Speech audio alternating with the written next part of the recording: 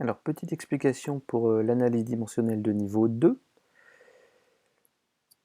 Donc, je rappelle qu'il y avait des dimensions de base pour exprimer des grandeurs. Les grandeurs de base sont la masse, la longueur en mètres, le temps en secondes, la température en Kelvin, quantité de matière en mol, intensité électrique en ampères et intensité lumineuse en candela.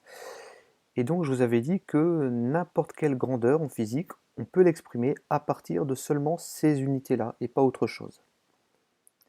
Je reprends l'exemple de la force de Newton, la force de gravitation universelle.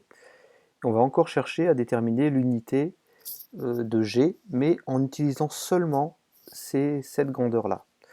Donc l'unité de G, la grandeur G, d'un côté on a la force qui est en Newton, donc F est en Newton. De l'autre côté on a les masses qui sont en kilogrammes, et puis en bas la distance qui est en mètres. Alors les kilogrammes, les mètres, ça fait bien partie des unités de base, et il nous reste le newton qui ne fait pas partie des unités de base. Donc il faudrait remplacer les newtons par autre chose, avec des unités qui sont dans la liste des 7 unités de base. Pour ça, on va faire appel à une autre formule connue, c'est la formule du poids. P égale m fois g. Alors le poids, c'est bien une force qui se mesure en newton,